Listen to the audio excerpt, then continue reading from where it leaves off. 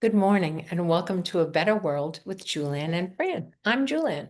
And I'm Fran, and our guest today is Tim Behrens, who is a certified hypnotherapist and an authentic relating facilitator. Welcome, Tim. Welcome.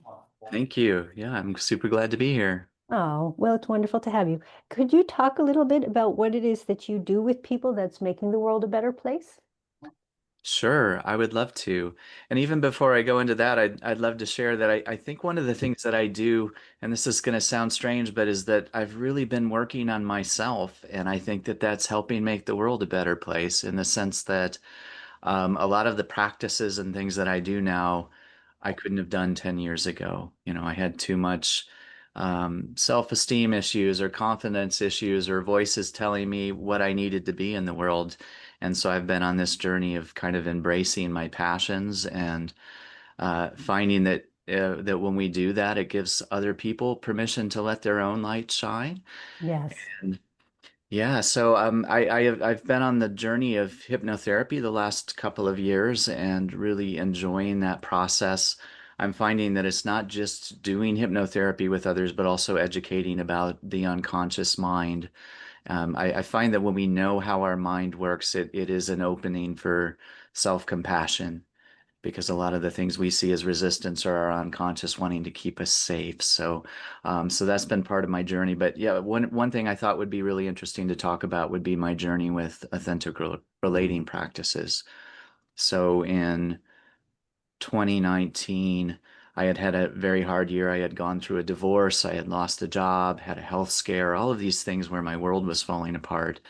And somewhere in the midst of that, I discovered authentic relating, which I can share a little bit about what that is in a moment. But right as I was getting into this transformative practice that was creating deeper, more meaningful connections in my life, the world shut down, as we all know, and we all went into isolation. And as a result, everything that I knew as authentic relating in Kansas City, where I live, kind of went away. And one of the silver linings of that, though, was that all of the trainings for it went online. So I had the fortunate experience of getting to train with two of the most well-known groups for those practices, Art International out of Denver and AuthRev out of Austin, Texas.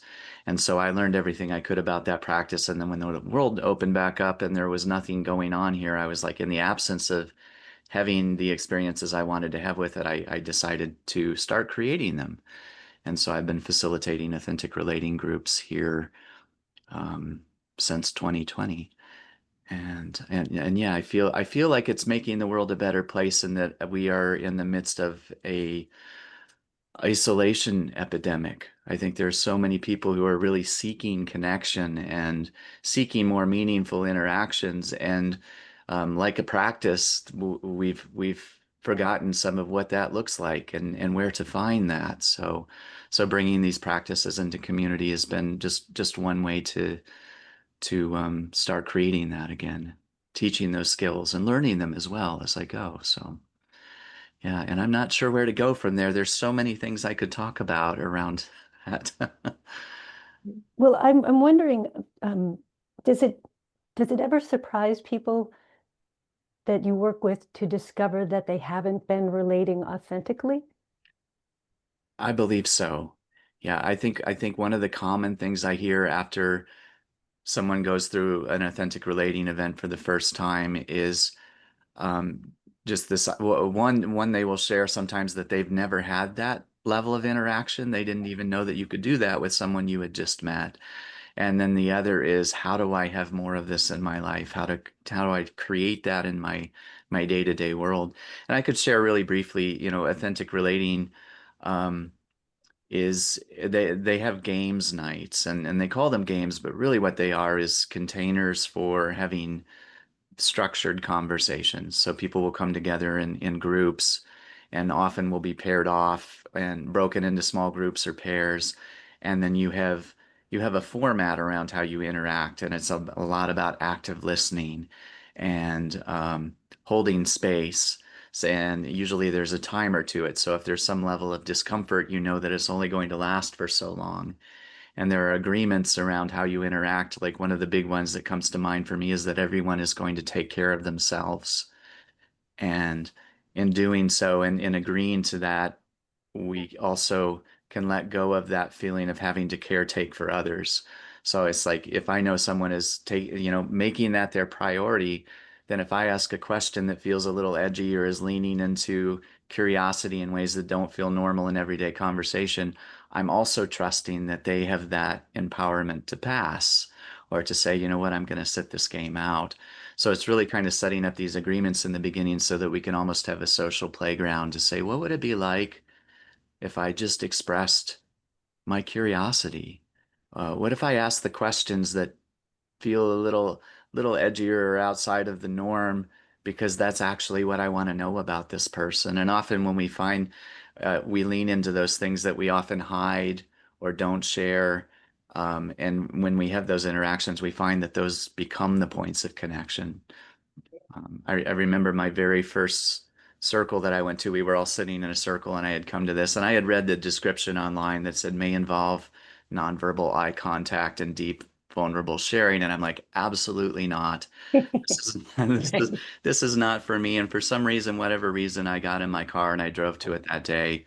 And the very first exercise was to go around in a circle and everyone would share 2 or 3 words about how they were feeling coming into this event. And mine were scared, nervous, anxious. And I felt there was some part of me that felt like I was broken because of that. Like, it's like, I don't know, social anxiety. I don't know how to do this. I don't know how to be with other people. And then as they went around the circle, I started to hear my words. Everyone was sharing my words. And came to that realization over time that this isn't abnormal. I'm not broken. I'm actually having a human experience. It's just that we don't talk about these things. We're trying to hide those parts of ourselves that feel them and show up in some way that may not be truly authentic. So, Yeah, that's awesome. I know a lot of times you find that you're the only one that feels a certain way, as a yeah. parent or as a friend. Sometimes now with the women that I'm close to for quite a long time, we say things that we don't say to other people. You have that person that you could say things to. So it's nice to be able to give people the opportunity to just be real. Yeah, very much. And to give them a structure that they can do it in. I think that is part of the power of authentic relating practices is that as contrary as it sounds when we have timers and we have instructions and Yeah. someone knows that their role is just to listen and that they don't have to think about what they're going to say, that it really opens up the space to kind of be with each other in ways that maybe we haven't experienced before. And when you can find that point of connection with someone that you've just met, sharing things that you would probably share with your closest friends or family, it kind of opens up this idea. It's like, oh, maybe the world is not as isolated as I think. Maybe it's that I'm guarding something, and if I can open that up, I can have different kinds of experiences as I move out into it. It's great that you set the timer. I think that takes some of the anxiety away. But do you have a script or certain thing? I know that the one circle you introduced, but do you have a topic or because that, Yeah. let me let you answer that and then I'll ask my question. Sure. Yeah, absolutely. And also, just wanting to give credit to those groups that I trained with. Sarah Ness Othrev out of Austin was one of my first exposures to authentic relating. Art International, which stands for Authentic Relating Training, which is out of Boulder. They share these practices all the time, but so that there's a collection, a growing collection of games that people will play. And if I were to give like an authentic relating 101 game, one is called the noticing game. And if, say, you and me were paired off, what we would do is we would come into a little bit, and they call it a meditational, relational meditation, I guess you would say. But so we first want to come in touch with what's happening in our own body. So I would close my eyes and say, what am I feeling? What am I thinking? What's happening in my body right now? And just really coming in touch with that and then trying to hold on to that awareness as I open my eyes and come into nonverbal eye contact with you, which can be uncomfortable. But in the sense when we all acknowledge that that's uncomfortable, it gives us a little bit of a permission to kind of lean into that discomfort. And then as we're holding eye contact, there might be a sentence stem or a prompt that would be, being here with you, I feel. And then you share what it is. And it might be something somatic. It might be, I feel a tingling in my feet, or I feel a little bit of an anxiousness and a shallow breath. And you might say even why, because I'm feeling a little bit nervous holding eye contact when we just met. And then the person who is hearing that would then say, hearing that, I feel. And they notice how their experience changes and hearing that, and then they would go back and forth with that prompt. And what happens after a while when you're giving voice to everything that's going on, you stop telling stories about what's happening and you're creating a shared experience. They call it we space. And It's amazing. I love it. I yeah, love the whole thing. I think it's a great concept. yeah. Thank you. Me too. It's been really wonderful. I've met some wonderful people through it. Um, I've learned a lot about my own social anxiety, which I still have. It's still a journey. It's still there. But when we have tools for moving through that, and we have that permission to express curiosity and also to take care of ourselves, because I know we've all grown up in a world where you had to raise your hand to get a hall pass to use the bathroom or to be able to speak or whatever that is. And so we've kind of grown up in this culture where we are needing permission to do things. And even going into the hypnotherapy side, one thing that I'm finding is that that's kind of across the board. I think we are all waiting for permission in certain ways to lean into our skills, to let our light shine, to try new things that feel more aligned with who we are. So many things. So it's like, how do we give ourselves permission to be who we want to be in the world? And yeah. Great. I'm grateful that I'm very sorry that you had the experiences that you had from which you had to heal, that you had that experience, those experiences. But I'm very grateful that you mentioned it, because the picture that the tapestry that you've woven of your life at the moment is one of like a journey of healing, almost as though these things happened because you needed to heal from them, because the next, like one step in front of the other, you've created this journey for yourself.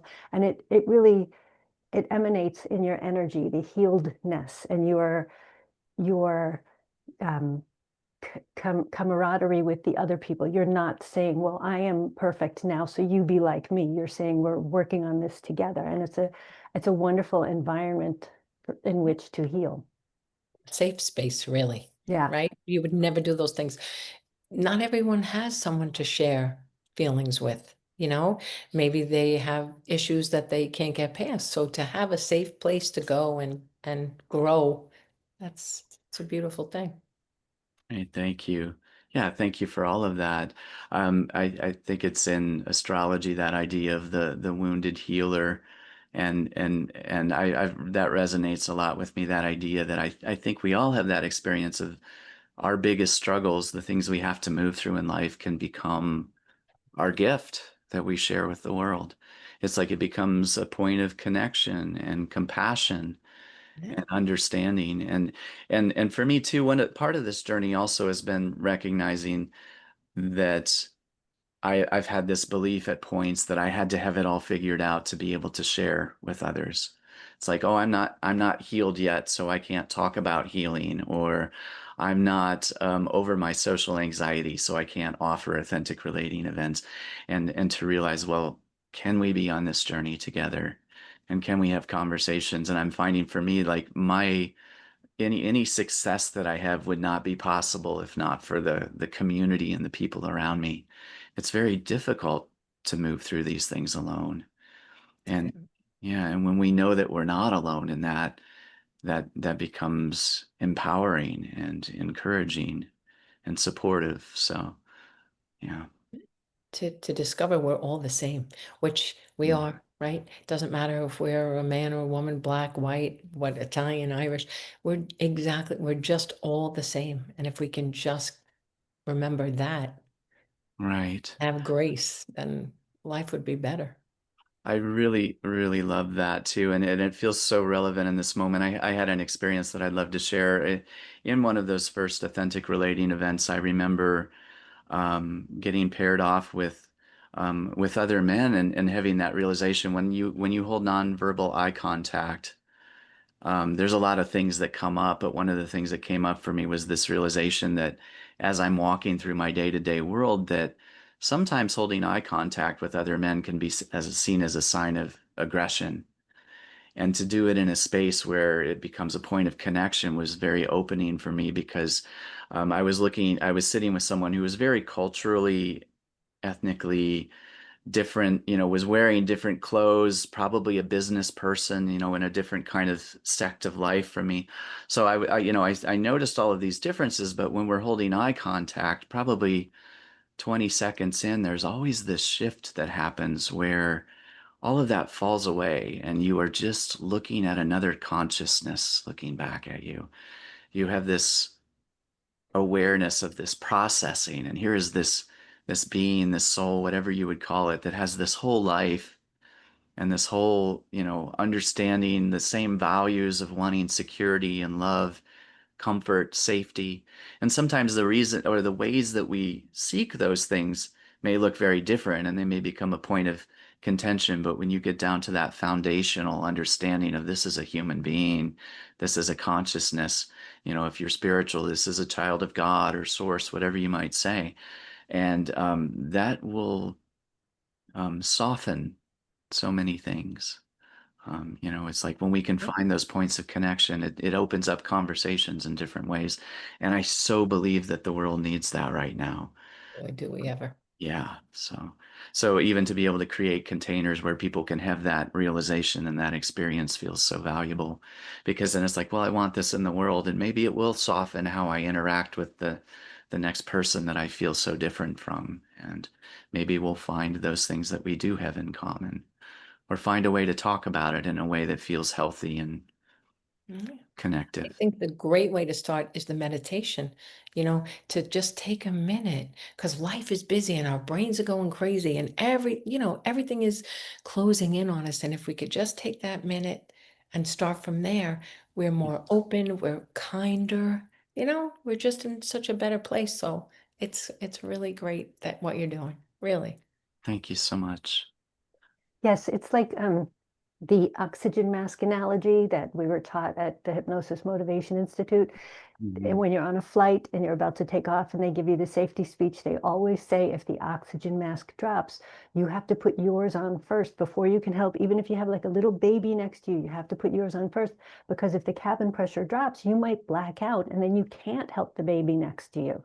So, and that applies to life. You do have to work on, do things for yourself to make sure that you're taking care of yourself so that you're in a position to be you're fit enough in all the ways that you are to physically, mentally, emotionally, spiritually, whatever it may be, so that you can be of assistance to your other people on the planet. Yeah, absolutely. Even the meditation, like I try to meditate in the morning, but I find if you could just quiet and go easy, then you'll notice you're more perceptive during the day. You can see all these coincidences, or you'll maybe you'll notice that little bit of crankiness, or you'll notice that something affected you when it shouldn't have, or you'll notice that you're reacting in a way you shouldn't. So I think by doing that, even at the beginning of these sessions, it puts you in the right mindset for life to be a better person. I believe that too. And I do, meditation and hypnosis have some very similar qualities in the sense of meditation is creating space from the narratives and the thoughts, where hypnosis is maybe being more directed and putting in the ideas and the suggestions that will move us in the direction we want to go. But yeah, in both sense, you're creating space from the noise. And we'll have some people ask, why is it that a meditation practice helps you in the day to day? What is it about sitting in a controlled space where you have silence and you have quiet and stillness? How is it that that would help in the chaos of the world? But it really is like exercising a muscle. The more I can create space from that narrative and not attach to the stories, the more I can be present with the Right. Your observer. essence and Yeah, right. that part of us that sees more of the big picture, or has really does have the space to allow higher self to come in, to see the things that truly are important beyond the noise. And so just like exercising a muscle, it's like if you do that enough in the silence, as you go about into the day-to-day, the nervous system, the body, the unconscious mind, it's like, oh, I know how to create space. I can do that here, even in the midst of this stress. Perhaps I can be a little bit more removed from it so that I'm not just in this reactive mind space and can be more present for what is. Um, yeah. Even with social media, I have Facebook and things like that, but I don't go on. Sometimes I take care of my grandchildren. Sometimes I don't take a picture and I think to myself, oh, I wish I would have got that picture. That would have been a great picture. Instead, I try to make that memory, and who knows, like, how long that old memory. Now, I'm gonna have my memory for a very long time, but I don't know. I just feel like it makes such a difference in everything I do. And the same thing I try to teach my grandkids and my children. Take a minute, just a minute to, I don't know, breathe and have grace. Again, that's my thing, grace. If you could just have grace, it doesn't matter, especially in this political climate. People Mhm. are, there's school shootings, just it's so much chaos and social media. You're watching. I mean, one thing that everybody does watch, everybody loves to watch children. There was something on the news the other night about a little boy whose father just takes him outside and he sits on the curb. And they watch, is he going to sit? Is he going to stand? Is he going to do this? And they were talking about how thousands of people are just watching this child and it's making their mornings better. Mm. To spend time not with hatred, but with just something innocent and kind, you know? So maybe if we could do that in our own homes or in our own neighborhoods or when we watch TV, maybe that will help everybody too. The social media, this is just coming together for me in the moment, but the social media is such an interesting thing because when we think about our experience of the world, in NLP, they would say that we experience the world. They say the map is not the territory, right? We have an internal representation of what the world is. And outside of us is this whole reality that we're not really experiencing because we're bringing in those experiences through the filters of our beliefs and our associations and our life scripts. And we're deleting and generalizing and distorting them in such a way that it fits into our internal narrative. So out there is this whole realm of potential that is limited by this filter. And in a lot of ways, social media is the technological representation of that too. We have algorithms that said, hey, you've paused on this cat video for 2 seconds longer than this other video, and suddenly all you're seeing in your stream is Cat cat videos. videos. Or, you've paused on this political post that reflects what you believe already, and suddenly all you're seeing are posts that reflect what you believe already. So how do we open ourselves up to this idea that we have a limited view of reality, and if it's not serving us, it's not serving connection, it's not serving making the world a better place, what kinds of things do we need to do to be able to allow in and recognize and see the information that actually would? And it's a challenge. I think that is the challenge of our time right now, because when we think about algorithms, they're getting to be so good Yeah. that I feel like people are going through life living a very individualized version of what reality is, and it can be so dissonant from what anyone else is Exactly. experiencing. How do we start opening up to the possibilities again? And I do think, like thinking about watching children, I think that is one of the answers. Like I know for me, and when the world did shut down, I found myself out in nature a lot. And I would go sit on creek beds and I'd take a ukulele and I would play music and watch the birds and the wind in the trees, and in those moments was reminded that there were places in the world where things were not turned on end, and they were very, very simple, and there was nothing that really was required of me. It didn't matter the path I had been on or all of the studying I had done and the work I had put in. The only thing that I needed to be able to experience that was to get into my car and go there. So, realizing that simplicity, there's some really powerful messages and experiences and just allowing ourselves presence. And I'm one of these people that I've always, let's say I love to read. So I'm going to read, but before I read, I'm going to do X, Y, and Z. I'm going to start checking things off that list because that's a reward to read. I find now if I take a few minutes to, like I said, I try to start the morning with meditation, then maybe a stretch. But if I read for a little while, I find that it opens me to be more successful with that list that I have. And I say, wow, look at all the things I got done. And I think it's because I changed my perception. I, I, I'm the one who led what my day was going to be. I didn't let something else, some crazy driver, something on TV, some news item, or I decided, take a few breaths, start out, be kind, and you know what? Reward yourself a little bit. And it's okay to do something you love and then get the things done. That's another thing we can do too. Be nice to ourselves early. It's very true. People have a tendency to think the world happens and I respond to it. But you can absolutely create how your world goes by doing things like that. Mhm. Yeah. I try to think that everything happens for me and not to me. My daughter dropped off my granddaughter the other day to take her son to school. She goes and she calls and says, I have to come back. I don't have my XYZ, or she had to give me something. So she comes back. She goes to take him to school and she calls and she says, there was a 5-car pileup on the Palisades. And I feel like I could have been a part of that had I not gone back to do, you know, even with 9/11, you hear the story about the person that was supposed to get on that plane and they didn't get on that plane because of whatever the reason they were late. Or that's why I try to think when I'm late.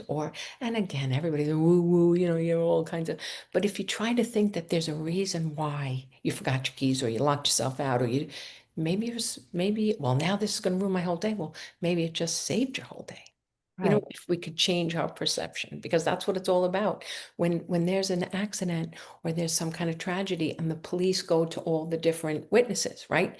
Everybody's standing there watching, but they all have different recollection of it because of their perception. So let's work on our perception. And then maybe we'll take differently from what the world has to offer. Yeah, I do believe that we are very intuitive, that people are intuitive. They feel things. We sometimes we prescribe different reasons for what that is. It might be a spiritual belief, or it may just be that idea of NLP, that there's this information out there and we can train ourselves to allow more of it in. But whatever that is, like when we can really center in our practices, in our somatics, like knowing our body, and then really listen to the things that it's telling us, I think there's so much more information there.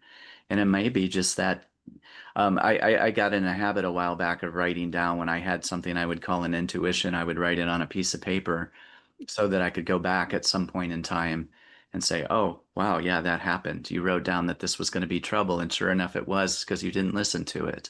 Or, or it's like it seemed like this was very meaningful, but I didn't know why at the time. And now as I go back and look at my reflections, I can start to recognize that I had access to more information really than I knew consciously.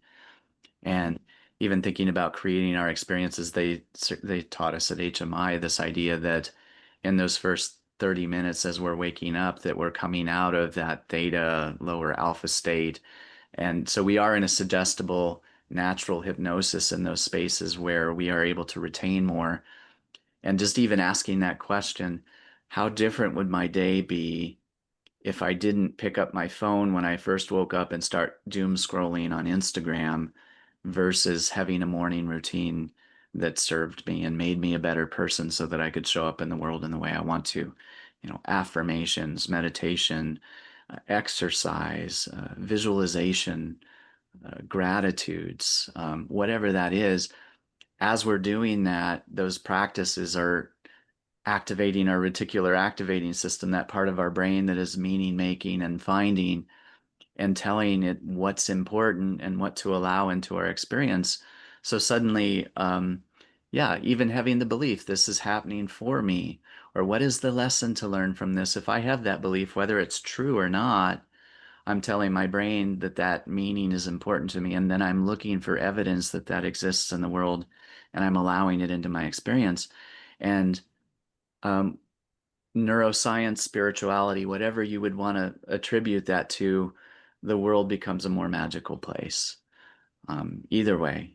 And that's a That's lot a of, good word. I like that. yeah. That's a good way to say it. It's really good. And I even notice sometimes it happens to me, even with my glasses or something like I'll have a pause for a second and there's a message coming and I'm like, oh, my glasses. And I think to myself, thanks. You know what I mean? Because I know I would have went all the way downstairs and I would have been, oh my God, I forgot. But if you're, I don't know, more present, I guess, you're not so scatterbrained. You know what I mean? Your whole world, just your phone, your glasses, whatever it is, to be taking your medicine, whatever the thing is, if you're just more grounded, things just work out better for you. Yeah, and we are most suggestible to our own words too. So I think about this a lot. That like when we really listen to the things we're saying to ourselves, it's like I've lost my keys. It's like, oh, I can't remember where I found my keys. I'm not going to find them in time. I'm going to be late for work. All of these things we're saying to ourselves are basically suggestions. And then at that moment, it's like if I can just pause for a minute and say, it's right on the tip of my tongue. As soon as I stop stressing about this, it's going to come to me. And then suddenly there's a vision in my mind of them sitting on my couch, and there they are. Yeah. It's like See? when we tell ourselves these things are going to happen, our unconscious mind is always listening, and we're creating our reality. Um, and that's not to say we want to spiritually bypass ourselves or say that some things aren't difficult or challenging. But can we frame our language in such a way that's going to be supportive of us finding solutions? Absolutely. I so often tell people, never use the word my in front of anything you don't want, whether it's your health or, a relationship or a difficult work situation, whatever it may be. Never use the word my in front of it. And if you're speaking to your loved one, never use the word your in front of it. And if you accidentally do that, correct yourself and say the at least 3 times to like cover over, delete, delete, delete kind of a thing. Because your subconscious does hear and respond to that. So if you claim a disease or if you claim a difficult situation, whatever it may be, you'll find that it persists longer. Whereas if you just call it the or the whatever it is from which I'm currently healing, that kind of thing, then you can create it's release that you're releasing it. Yeah. I so very much love that. Thank you for sharing that. Yeah, I'm going to keep that in mind. I think my version of that has been if someone is saying, someone doesn't want to say I'm depressed.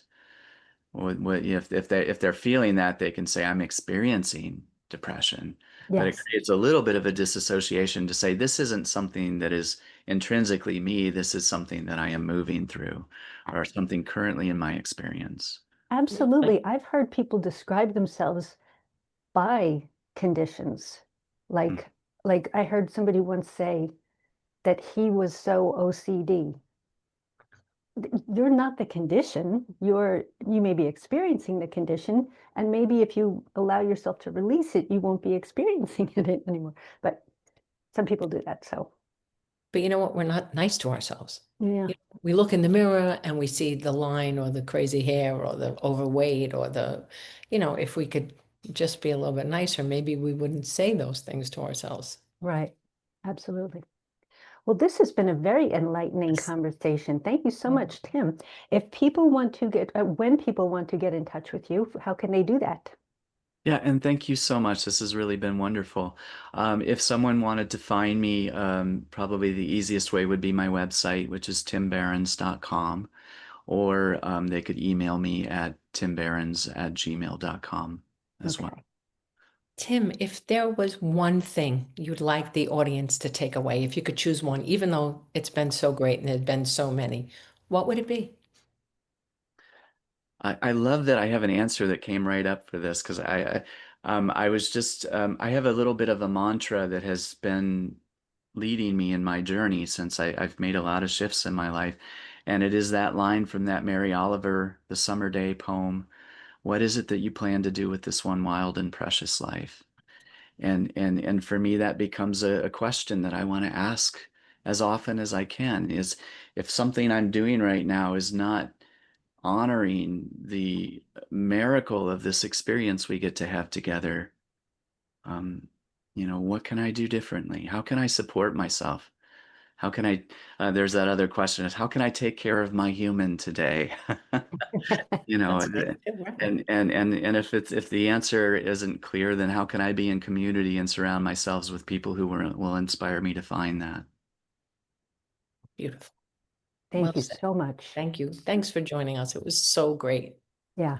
Thank And you. again, you have this wonderful energy that people watching this, people in your presence, they will just feel better. They'll feel more agree. healed just by being with you. So thank you for that as well. I'm so grateful. Thank you. All right, so this has been another episode of A Better World with Julann and Fran. Please feel free to like and share this video far and wide, and please join us again. Thank you so much. So long Thank you. for now. Bye.